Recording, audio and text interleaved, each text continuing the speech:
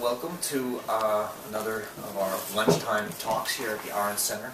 I want to just remind people that on Monday, the 20th, we have readers from Russia, novelists and writers from Russia here speaking, who are winners of the debut prize in Russia for authors under 25 years old, and both reading their work and speaking about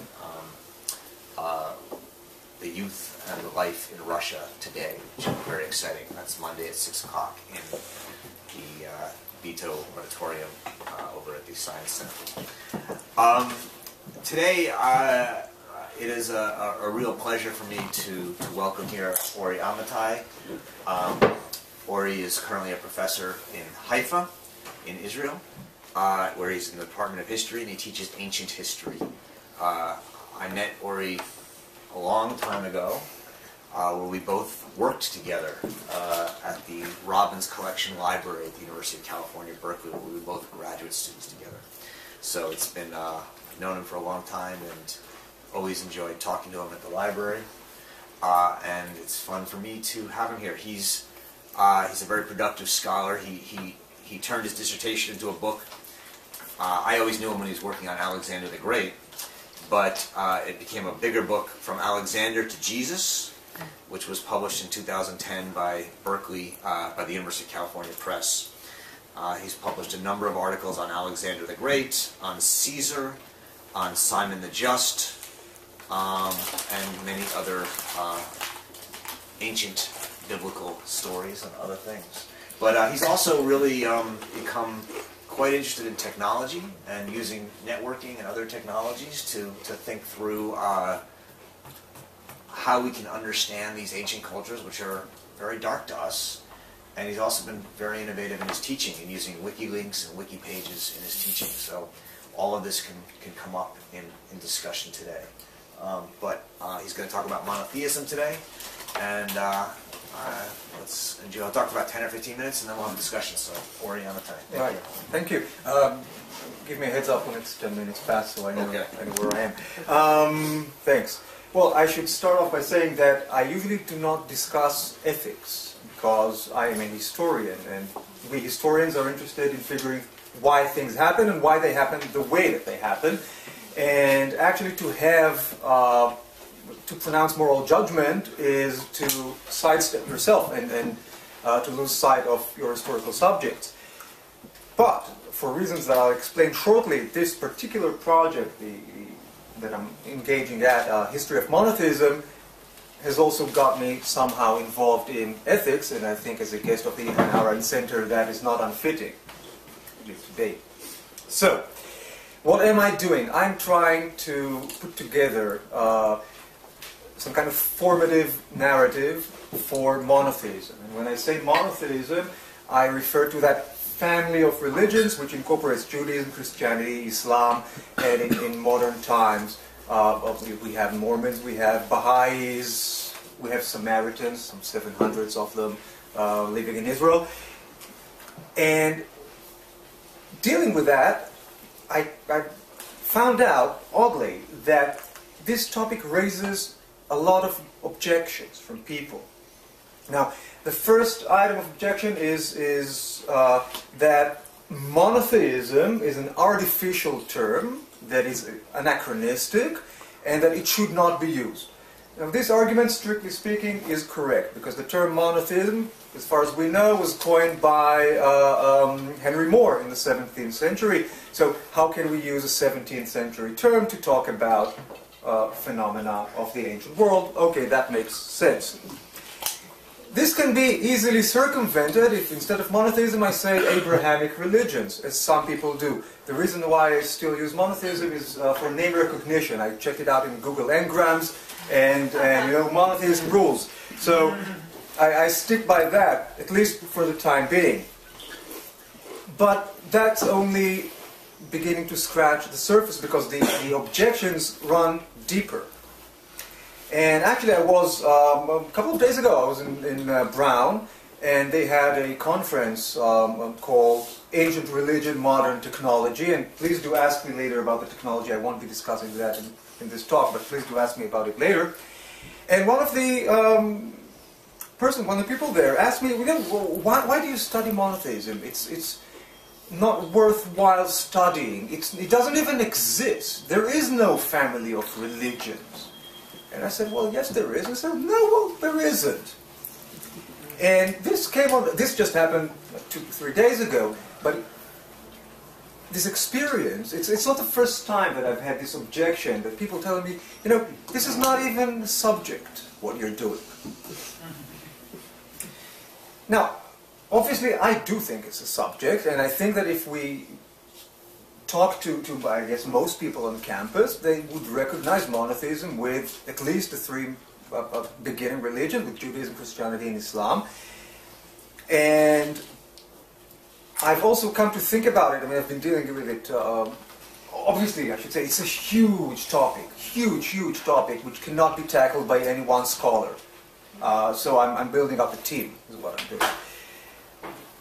And one thing I have come up with is what I call the checklist model. I mean, how do you know that a religion is monotheistic? It has to have enough checks on the checklist. Oddly enough, having one God, which is what monotheism means, is not a requirement. You can have 2 to 3 gods and still be a monotheistic religion. That can happen, as long as you have enough of the other characters. One such check on the list, which I want to focus on today, is what has been called by Jan Assmann, who is one of the leaders of research on monotheism. He's called it the Mosaic distinction. Mosaic as in of Moses. And in short, the Mosaic distinction is the notion that there is a right and a wrong in matters of religion and faith. For me, growing up as a Jew in Israel, the notion that there is right and wrong in religion is basic. It's the most natural thing. But obviously it isn't. I mean, if I were an ancient Greek and I would worship Zeus most of the time, I could also worship Apollo. I didn't have to. I could worship Zeus alone and be happy with that. But there was nothing intrinsically wrong with worshiping Apollo. It was fine.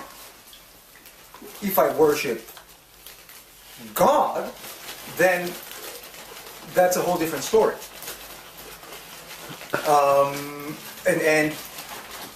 Well, I should say, Jan Assmann has received a lot of criticism. Usually I'll say that straight up from Egyptologists, from biblical scholars. And the more I read the objections, the more I become convinced that he hit it, spot on with the notion of the Mosaic distinction. And the important point here is that it began in 14th century BC Egypt. Akhenaton, you've probably heard about him. And it was inherited, importantly, by Judaism, and from Judaism to Christianity, to Islam, and to other faiths. Which takes me all the way to June 2009, when I was asked by a colleague at Haifa, Ilan Guzev, recently died. He asked me to talk about new anti-Semitism in a conference that he held. And I asked him, you want to talk about new anti-Semitism? I'm an ancient historian. What do you need me for? And he said, well, I want a different point of view. I went home and started thinking, what can I do? And I decided to bring to the discussion an ancient anti-Semite. Not really, but ask me about that later also. Tacitus.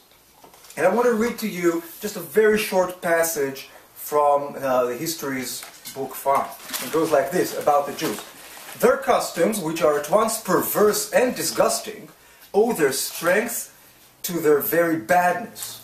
Among themselves, they are the Jews, right? They are inflexibly honest and ever ready to show compassion, though they regard the rest of mankind with all the hatred of enemies. They sit apart at meals, they sleep apart, and though as a nation they are singularly prone to lust, they abstain from intercourse with foreign women. Those who come over to their religion have this lesson first instilled into them, to despise all gods, to disown their country, and set at naught parents, children, and brethren. Pretty strong words. Which resonate with my own personal experience with Orthodox Jews in Israel. Now, just the other day, well, literally yesterday, I had this discussion with a friend back home on Facebook, religious Jewish Orthodox, living in a settlement, you know, the whole bit. And he told me a story about a friend of his who was also religious and became more religious, and became more kosher, so to speak, to the extent that he could not eat at his parents' house anymore. I mean, when he comes to visit his parents, he can eat fruit, he can drink a hot beverage out of a cup, and that's it. At his own parents' house. Which is exactly what Tacitus was saying, wasn't he? Disowning your parents. That's it. And the point is that I'm driving at, and is that absolute revealed truth, the Mosaic distinction, leads or begets a sense of moral superiority, what we know as the holier-than-thou attitude. And this attitude, in turn, serves as justification for unseemly behavior. Now, all this is I feel, too obvious to require saying, and yet it does require saying, obviously because I'm getting all this objection. Now, I could give you all kinds of examples for this unseemly behavior, but I want to cut to the chase here and cite another passage, this time from Deuteronomy chapter 7, the first few verses. When the Lord thy God shall bring thee into the land whither thou goest to possess it, and hath cast out many nations before thee, 7 nations greater and mightier than thou, and when the Lord thy God shall deliver them before thee, thou shalt smite them, and utterly destroy them. Utterly destroy them. Thou shalt make no covenant with them, nor show mercy unto them, neither shalt thou make marriages with them. Thy daughter thou shalt not give unto his son, nor his daughter shalt thou take unto thy son, for they will turn away thy son from following me. This is God speaking, right? That they may serve other gods. So what do we have here, really?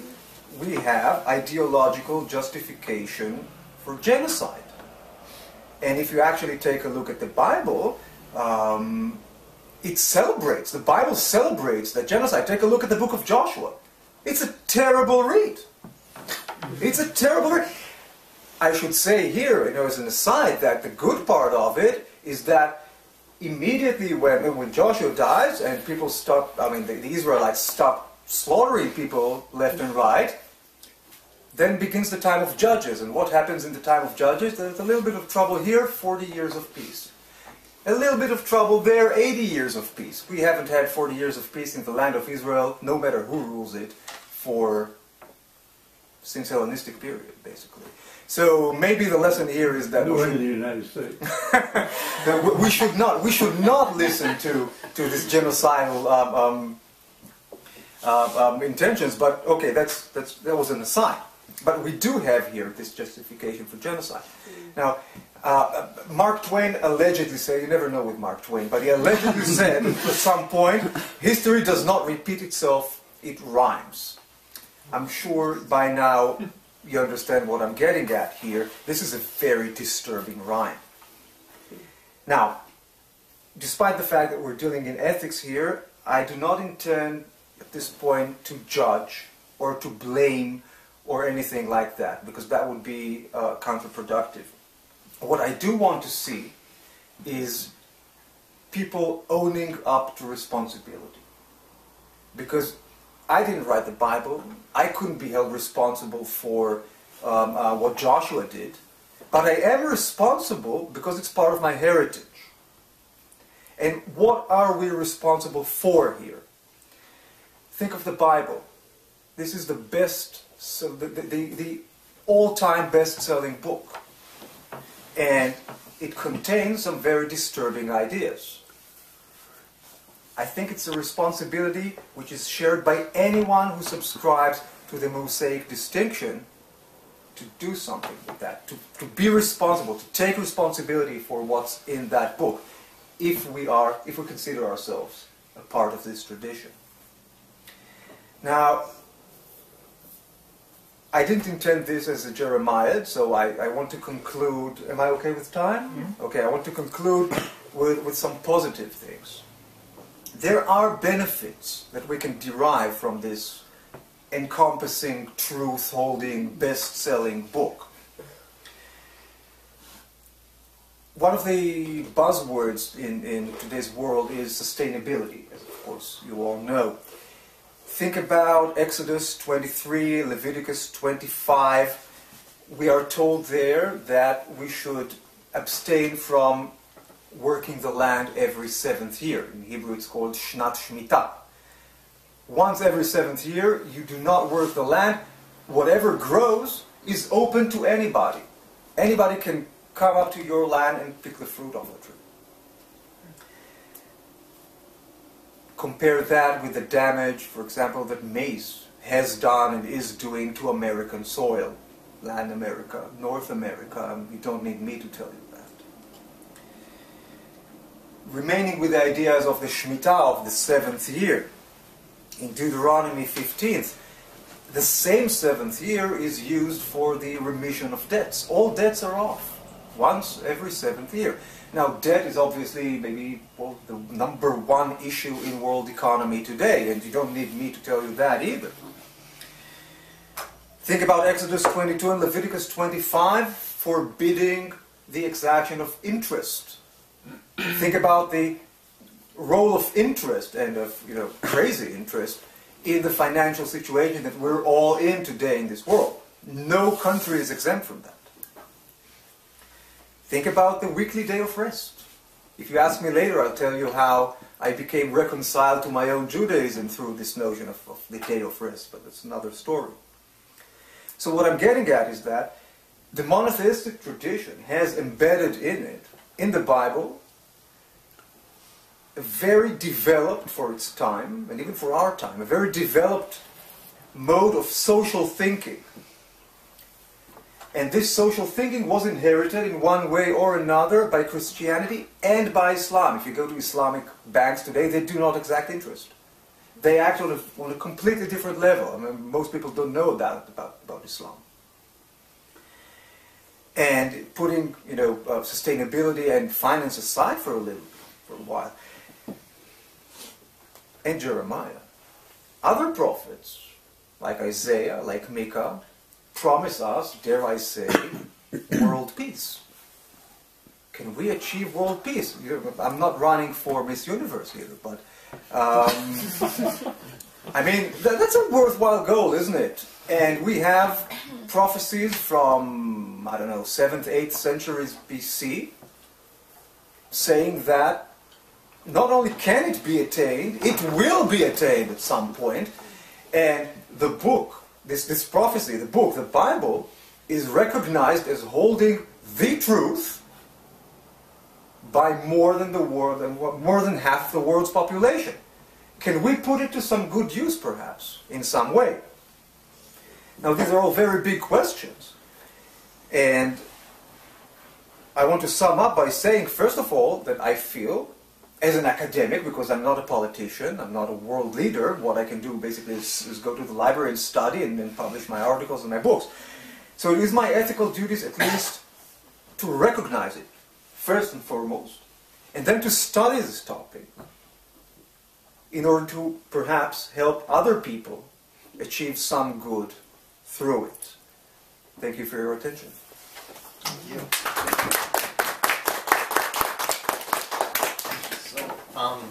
Ory, I'll begin. I don't know if you saw it a couple of years ago, Time magazine on its cover put a picture that became an amalgamation of Abraham, Jesus, and Muhammad. And it was an article about a book by a man named Bruce Feiler. Does that name ring a bell to you? No. So he's actually a friend of mine, but he's a American who's made a name for himself writing about post 9/11, the common origin of Islam, Christianity, and Judaism, with the idea that if we could all just understand that these three religions were alike and the same and had a carte on it, we'd have world peace. And he's got internet sites and Facebook pages sort of designed. I should get to know him. You should get to know him. I actually invited him to come up, but he's in California this week. So I guess, so there's one, there's one question is sort of, what, is that your project? And I hear some of that in it. And is there sort of this world peace, we can all be one religion? But then the second side of the question is a little bit more complicated, and it comes from Hannah Arendt, actually. And I don't know how much, if you even know this, but in the first part of her book, The Origins of Totalitarianism, the first part's called Anti-Semitism.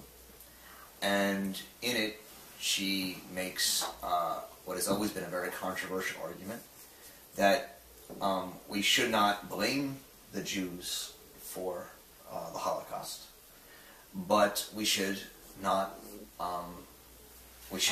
also not think that it was an accident, that it was the Jews to whom the Holocaust happened. And one of those reasons, she puts, is that Jewish thinking for millennia has been about separateness and, in a sense, elevatedness, the chosen people, and that this aloofness, kept them out of politics and out of the world in which they were living in Europe, and thus suspect, but also stands completely opposed to the modern era in which men are thought to be equal. And that one of the undertones of the book is that, in a sense,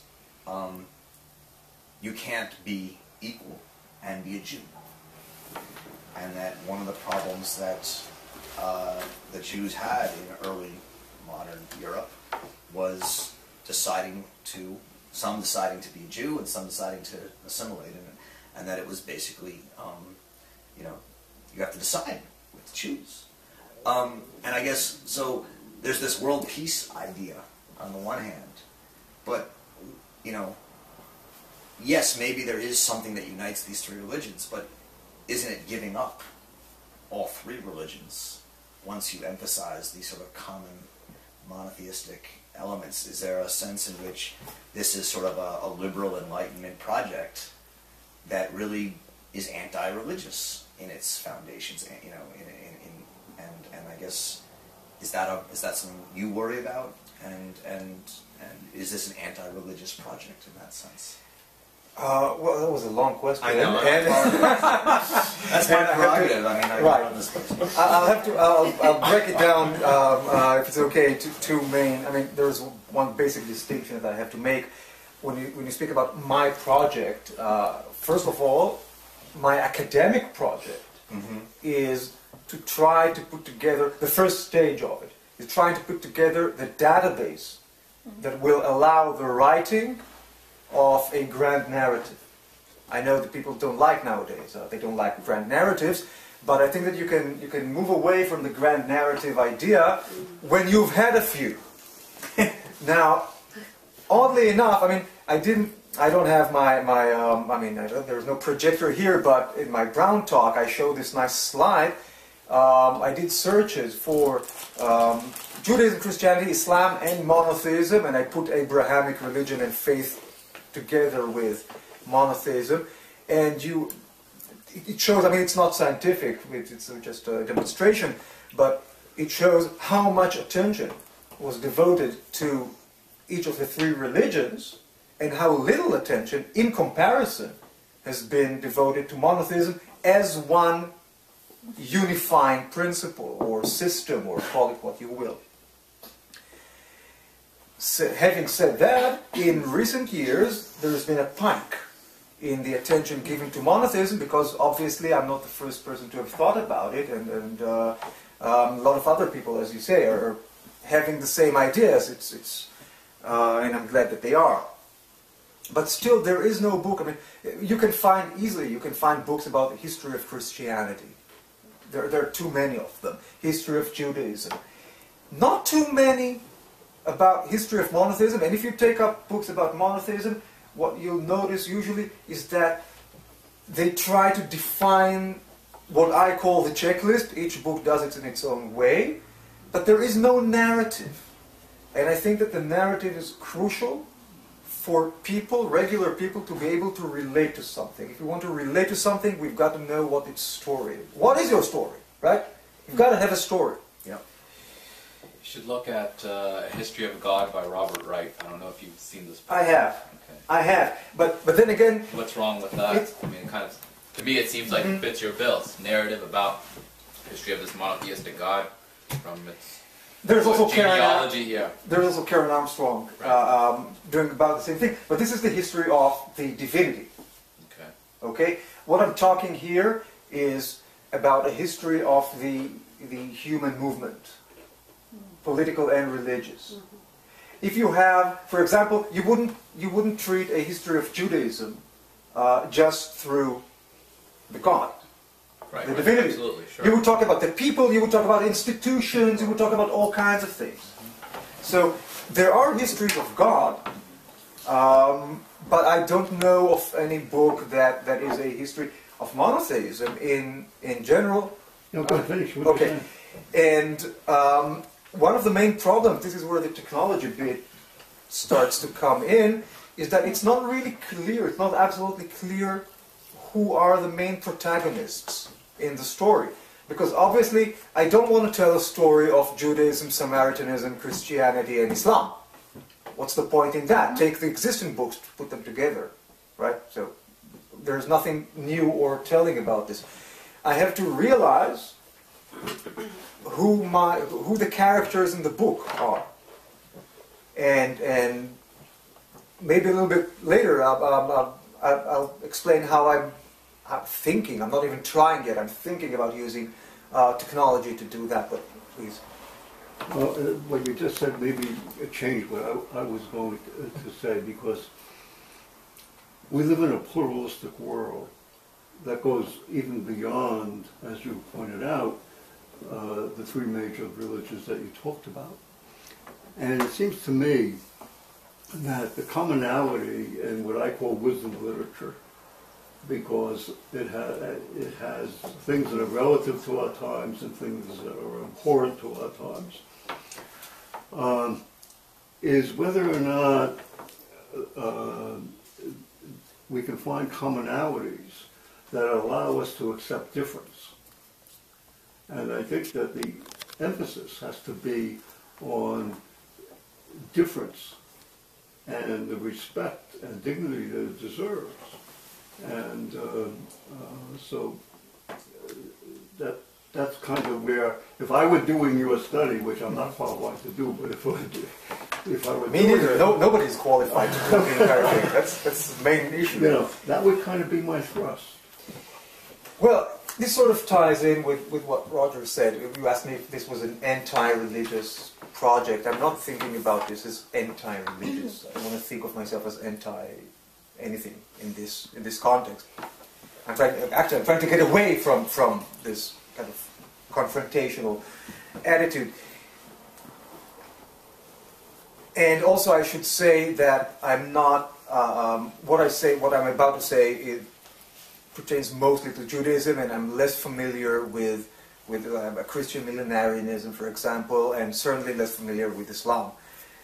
But there is a notion, at least in Judaism, and I know that to some respects in the other religions as well, that at a certain point there will be a major shift, a major change in this attitude.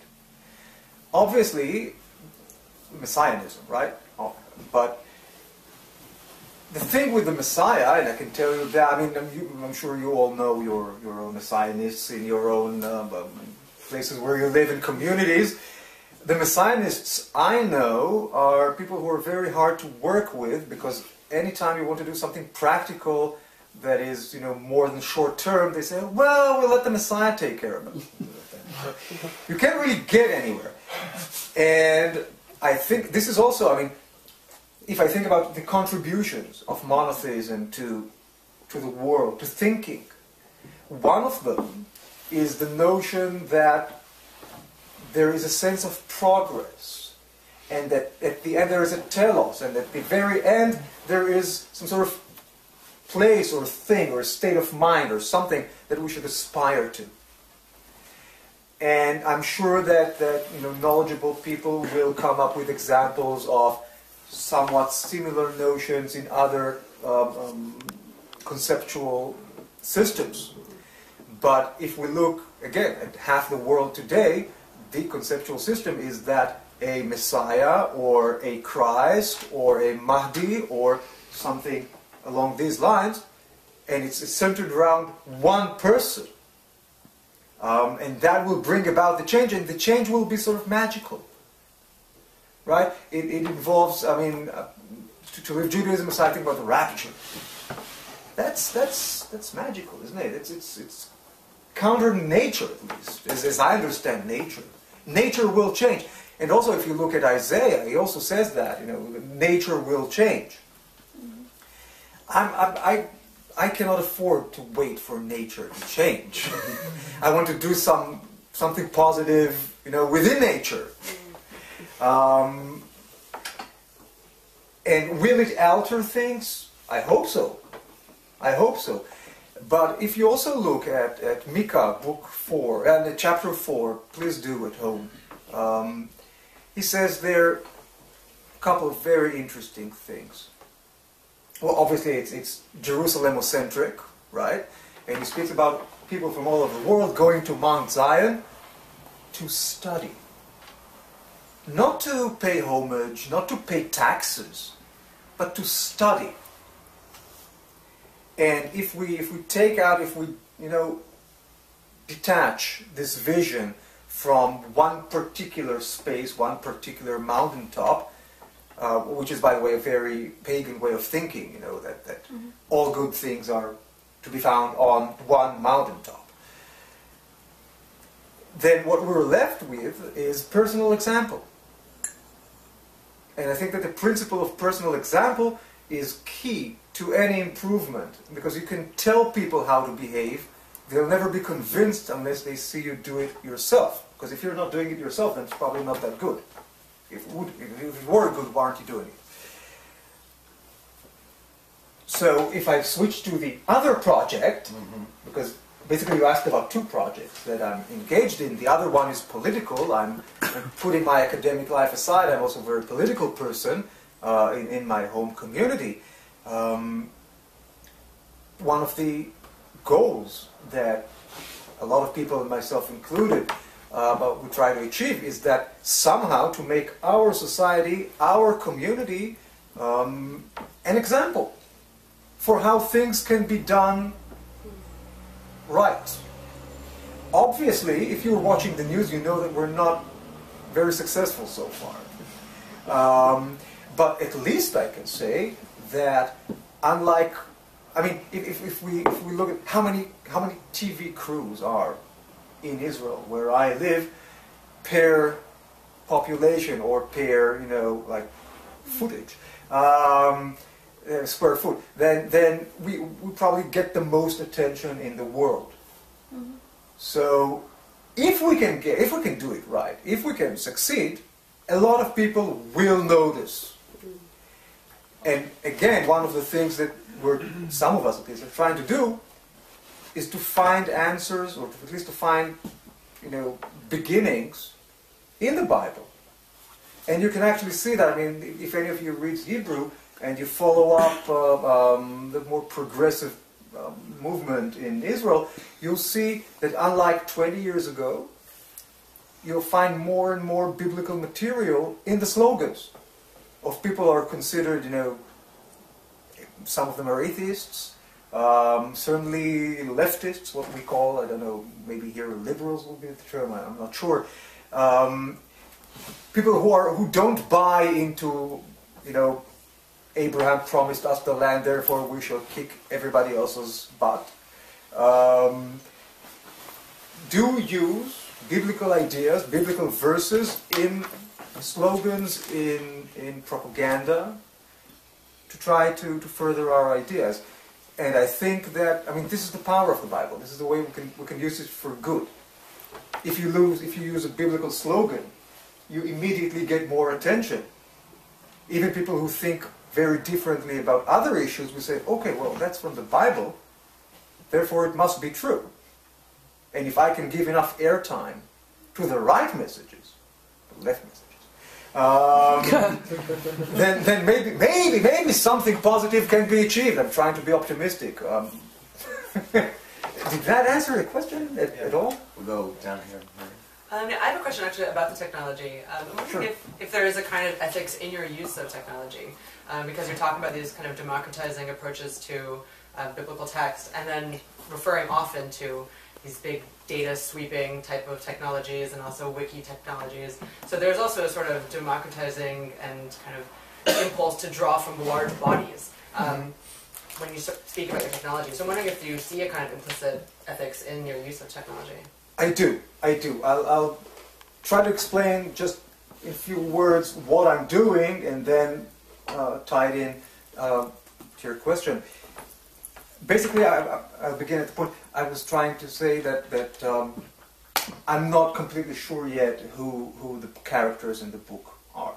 And one way to try to figure this out is to, well, actually I have two ways. One is one way in which I use MediaWiki is that I've started to build, it's in Hebrew still, so you probably can't use it, but the plan is to move to English to allow everybody who wants to participate in the world, basically, to work in collaboration, is to get these, like, open a page, a wiki page, for each of these basic notions. And of course I have to think hard about how to define these notions. It's a lot of thinking to do. And a page for each source, and a page for each historical character, and a page for each event that I deem relevant. And I create links, right? Because in each page I have a text. And this, what the text basically does is explain to somebody who arrives for the first time at the site what this notion, or what this event, or what this person was about. But like in Wikipedia, I'm hyperlinked. Once I have a lot of data and a lot of links, I want to use what is called network theory in order to analyze the way in which the network is built. Now, network theory, what you usually end up with after you analyze and crunch and do everything, is you get a graph that looks like this, exponential distribution. Right? We have the few nodes that have a whole lot of links, and then a sharp decline, and then the long tail. Those nodes, which are at the top over there, which have most of the links, are probably going to be my main characters in the book. Now, this is a gamble, obviously, but I think that good research should be involved in a gamble and some risk, because otherwise, you're just doing the same thing all over again.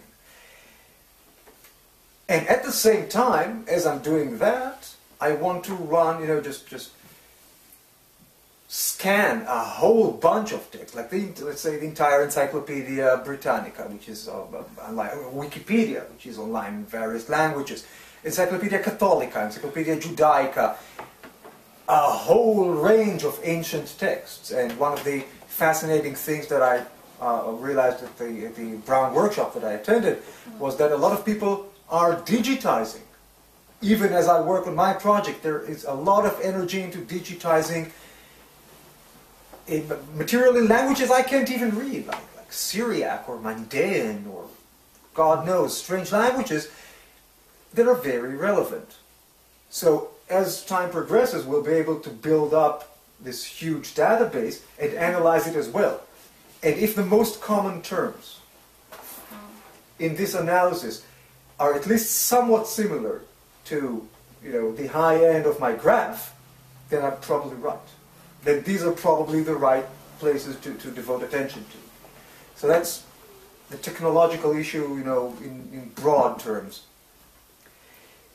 Ethically, what I've found, in preparation for all this is a lifetime project, basically, but in preparation, the first stage was that I moved all of my research and all of my teaching to MediaWiki platform, which means that anyone who can read Hebrew in the world can accompany my research as I do it. You know, I read in a paper in some journal, I take notes instead of opening a Word file or just writing them on a card. They're on a web page. And some student in another university who wants to know what's in this article can at least go over my notes. They're not exhaustive, they're not the best notes in the world. I'm interested in this and she may be interested in that, but it's the beginning, it's something. And in class, I've noticed, I assign my students with system IDs, and they start contributing. And what I've noticed is that there is democratization of the learning process, because it's not one way. It's not me speaking and them absorbing. It's all of us doing something together. Of course, I'm contributing more, obviously, but I'm getting paid for it, right? So I should contribute more. And this also connects with the personal example bit, and also with sharing. Because in academia, I don't know, maybe here the atmosphere is a little bit different, but a question that I'm getting a lot is, well, aren't you afraid that people will steal your ideas? And what I say, well, I'm somewhat protected by Hebrew, right? Who reads Hebrew? But still, I have a whole lot of ideas. Let them steal some. Let them develop my ideas. I don't care. Because I will finish writing the paper before they can. There's no way they're going to beat me to it. And if I leave something, untouched for 3 years, let someone else take it. It's not just such a tragedy. So, yes, there is changing of values, but have I answered your question? Sure. Okay, good. I guess my question, I'm trying to picture what this narrative is going to look like. Is it supposed to be like a normative narrative of like taking the good from the three religions and creating some type of monotheism of how it should have been, and trying to use the text on where you talk about genocide in the Bible and where what we should avoid, and like if so, will people have to abandon certain parts of their heritage in coming into monotheism? Well, first of all, the narrative I'm planning will not be like that. Okay. Because again, as I said, I write history. You're not a prophet. I do have a prophetic beard, but I've always thought you won. No. Obviously, if I write something like that, maybe I won't have a hard time publishing it, but I'll have a hard time convincing the tenure committee to recognize it, that to be sure. But no, straightforwardly what I want to write is a history book. And it's not alternative history, and it's not even moralistic history. Just a history book, like any other, just with a huge scope. Of course, I will focus, or I believe that I'll focus on particular points in time when a lot of these nodes or memes, I use mimetic theory just to help myself, but it's basically just a matter of convenience. Where a place where a lot of these memes converge, because this is where the action is. I can give you an example. One topic that I think that I've got pretty much figured out is what I call the Conical Complex. Right? Hanukkah is the Jewish Christmas. You all know it to some degree.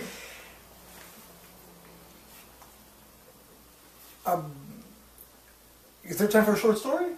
Yeah. Yeah. Okay. So.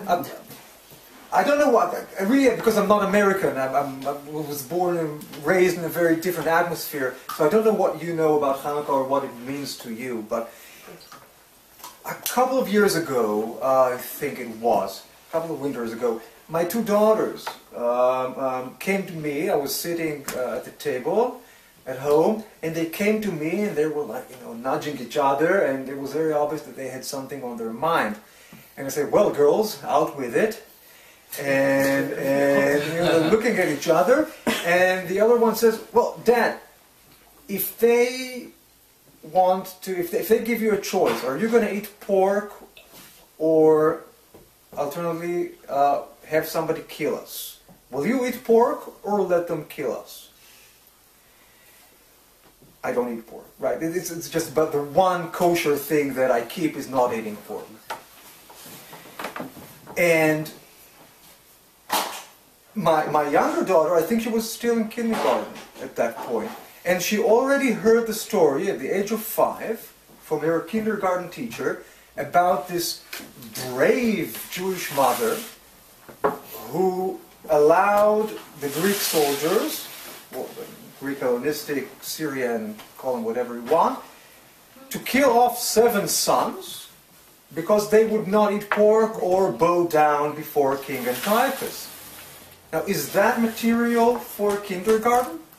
I don't think so. I don't think so.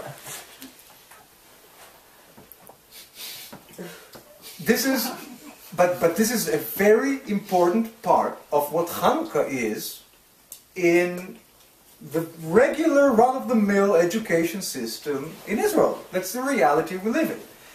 Now, this ties in, and I actually have the sources to back me up on this. This ties in with the notion of revival after death only for those who are deserving. And I'm sure that now things start to sound more familiar to you. And it goes all the way from and this is also the first point in history that I can point to, certainly in Western civilization. And when I say Western civilization, I mean everything from Iran to the Atlantic. I mean, not India and not China, which are the main areas in the world which are not monotheistic. This notion of martyrdom, I believe, is not attested before. Maybe somebody can show me. People have mentioned Socrates, right? You've probably read, or maybe you should, Plato's Apology, right? But that's a different story, because nobody promises Socrates that if he behaves well in front of the Athenian people, he might be revived. No. That's the whole point is that he's saying, I'm going to die and then fine. So I'm going to die. We talked about this on the way here. But no, these people are dying and they are willing to die terrible deaths. I'll spare you the descriptions, but do go look it up. Second book of Maccabees, chapters 6 and 7. Please do go look it up. But it's okay that they'll die this way because they're A, coming back to life, B, going to be rewarded for it. And the distance between this and 9/11 and other things isn't much. Huh? Isn't much. Isn't much. Exactly. So the principle of martyrdom, think about Jesus, right? The principle of martyrdom is a key element. That's one of the main checks on the checklist. Take a look at monotheistic religions. They all, in some way, refer to the principle of martyrdom. So this is one place where I know that I'll have to focus, and I'm going to tell the story as it is told in history books, and it has been told in history books, but in this wider context. Because I don't think that people have fully grasped what this moment in history means. So before let's we say take we this have- question, can you tell us what you told your daughter?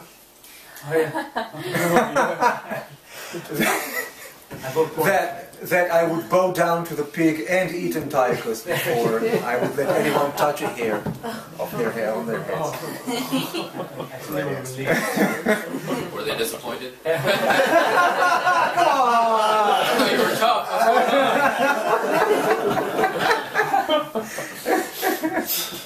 We have one time for one more question. So I'm actually finishing. I finished my dissertation. Thank you. Good luck. Good luck. One of my potential next projects, maybe, is the question of how we can understand from the perspective of political legitimacy and religious authority, the presence of Muslims, Christians, and Jews in like 11th, 12th, 13th century Catholic Toledo, Catholic Palermo, Muslim Cairo, Muslim Anatolia, in Konya. I'm not personally convinced that we can understand that particular model of political authority that allows the courts to be working with Muslims, Christians, and Jews.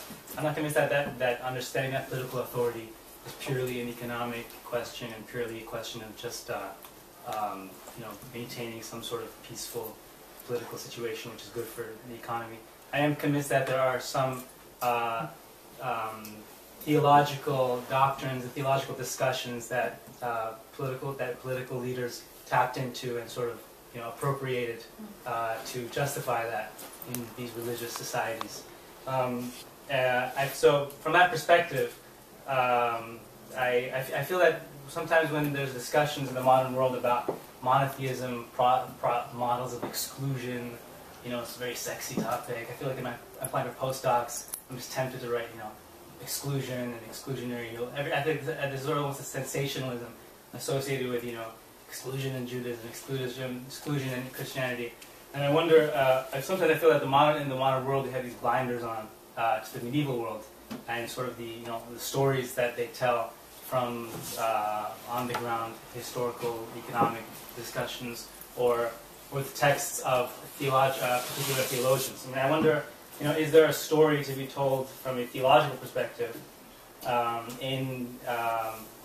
for example, the presence of the existence of figures like Rabbi Pahya ibn Paquda, writing in Arabic in Spain, who's integrating Islamic mystical doctrines with Judaism and sort of finding some sort of quote-unquote dialogue, according to the recent book, a Sufi Jewish dialogue at NYU was just written? Or is there a story to be told about the notion that someone like Ibn Maymun, Moses Maimonides, writing in Arabic, could on the one hand criticize Islam, criticize Islamic political authority, criticize the fundamental basis of Islamic ideology, but at the same time live in a predominantly Muslim society, engage in Islamic discussions, write in not just Hebrew but write theological texts in Arabic, and when he has to leave Spain, go of all places to Salah ad-Din in Cairo and actually work for the Sultan as a personal doctor. I mean, I wonder, should we just interpret that as just economics, this is what it was? Or is there some sort of theology, and not just in the medieval world, in the modern world, is there some theological aspect that speaks to the reality that Orthodox Jews in Brooklyn, far from living in some sort of ghetto, are very much integrated with Muslim, Christian, Reformed Jewish communities? Orthodox Jews in the Bronx have sacred spaces within mosques, or there are mosque spaces within temples. And so I wonder, even in the Orthodox level, I wonder, are we, the modern academic world, responding to what a very modern new messianism, anywhere from Iran to Israel to other parts of the world, or is one of the ways of responding to it taking our blinders off in the modern world and looking at the vast majority of early modern and medieval history that already speaks to the reality that, from a theological point of view, there seems to be potentially some unexplored, rabbi texts, Islamic texts that actually address the issue of one scholar, Islamic scholar, could call some other one some sort of non-believer kafir, but he's also saying that by the way, Hebrew is the most perfect language after Arabic. I mean, how do we deal with that? We're in about a couple minutes. You said a lot of things. I'm trying to focus on what I want to reply to. First of all, in reference to your own project that you think about, I think that a good history would try to address as many aspects of this as possible. I think, for me personally, I mean, a good history, that was a very subjective thing for me to say, but a history I would enjoy reading would address both the theological and the financial or economical, Yeah. and find some sort of a demonstration of how these things interact. Yeah. Okay, this is what I would like to read. Yeah. But Yeah, because they you say, write what you want. the bishops say, we should live together with the Muslims and the Jews in the medieval world. And in terms of, you gave so many examples that it's hard to focus. Maybe I'll draw it in another way completely. I think that the people who promote, because violent is very sexy, Yeah. and so it gets a lot of attention. Unfortunately, what can you do? There are a lot of attempts. I'm sure that think about everything you see about Israel on the news. I'm sure that 90% of it is concerned with violence of, at least 90% is concerned with violence of one kind or another. At the same time, there are people like myself, but also very different from me, who are trying to find exactly these paths of cooperation, see how we can all get along. For example, and did and possibly will again. And there is a person, a very fascinating man, living in Tekoa, which is a settlement south of Hebron, Al-Khalil in Arabic.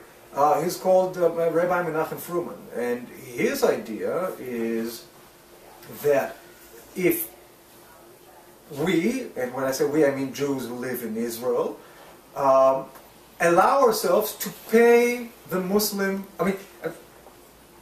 not allow ourselves, but just put our egos aside for just 1 second. You were talking about this, Roger.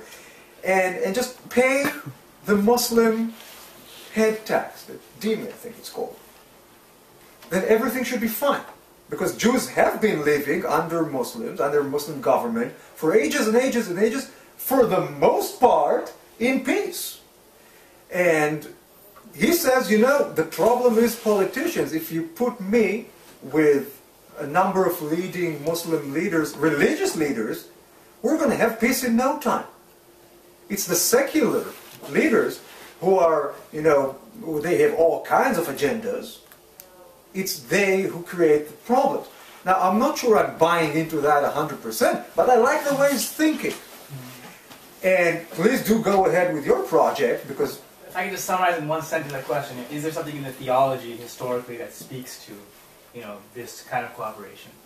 Some unspoken, some unknown, well, yes, if you unexplored. take a look again at Isaiah book 2 at the very beginning, and Micah book 4 at the very, not book, chapters at the very beginning, you'll see that the texts are similar, but there is one small difference.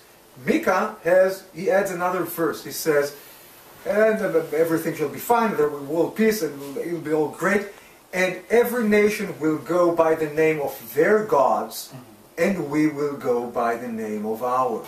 Yeah. So here's your religious tolerance. Here's where the biblical prophet disentangles himself from the Mosaic distinction, as I think is key here. Well, let's thank Ory Amitay.